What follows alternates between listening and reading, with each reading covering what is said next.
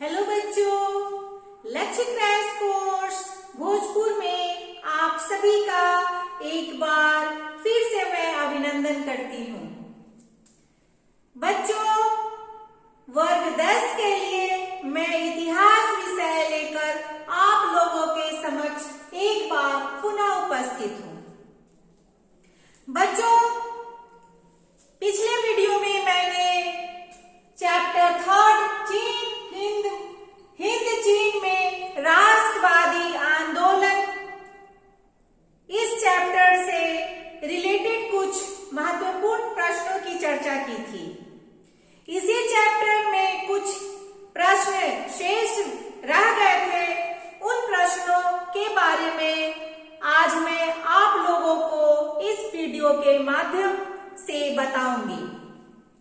बच्चों, आज हम लोग जिस प्रश्न की चर्चा करेंगे वह प्रश्न है हिंद चीन उपनिवेश की स्थापना का उद्देश्य क्या था।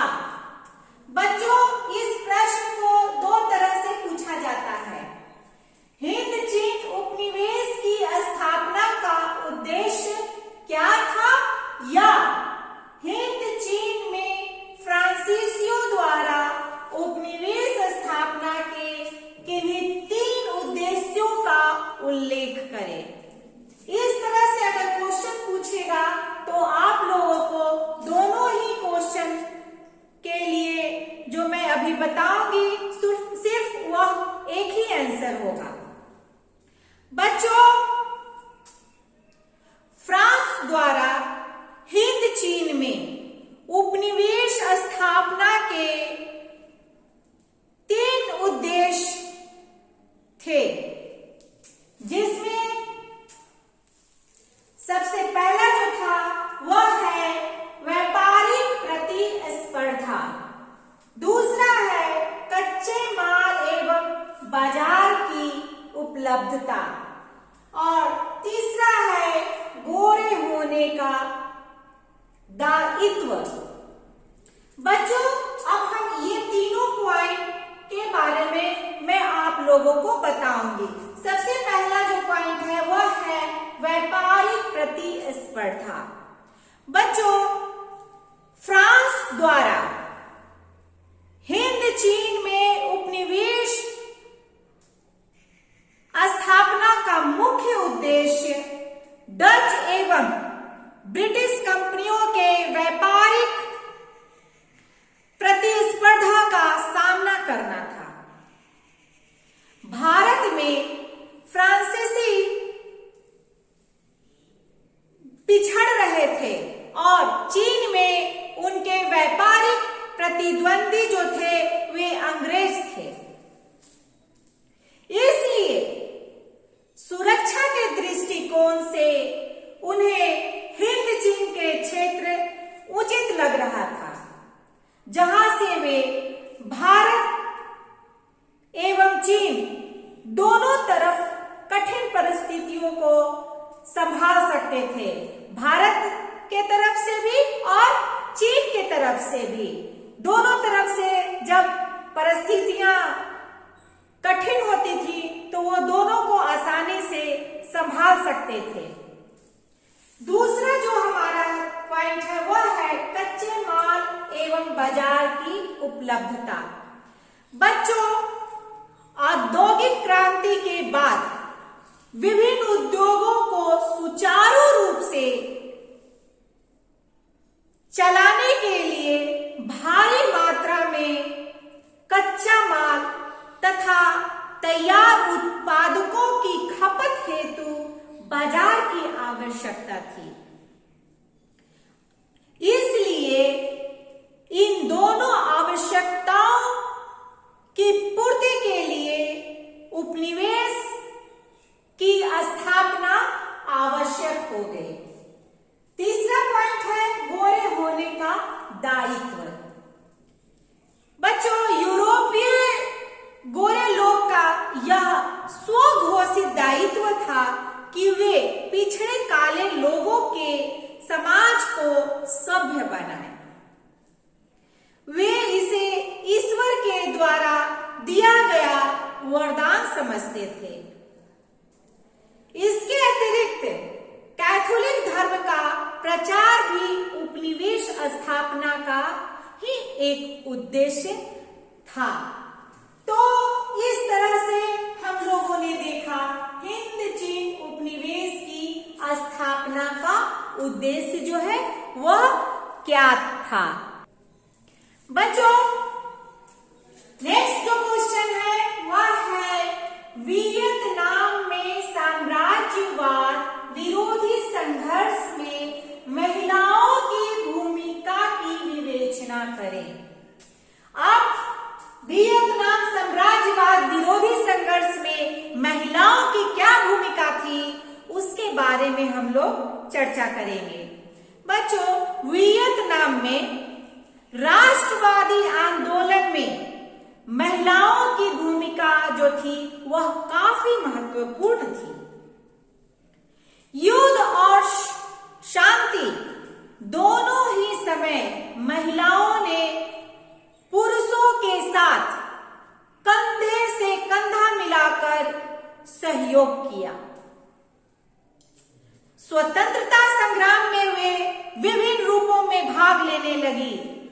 कभी छापा मार योद्धा के रूप में, कभी काली के रूप में, कभी नर्स के रूप में भाग ली।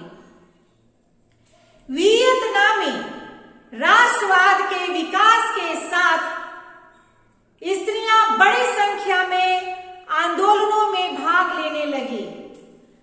महिलाओं को राष्ट्रवादी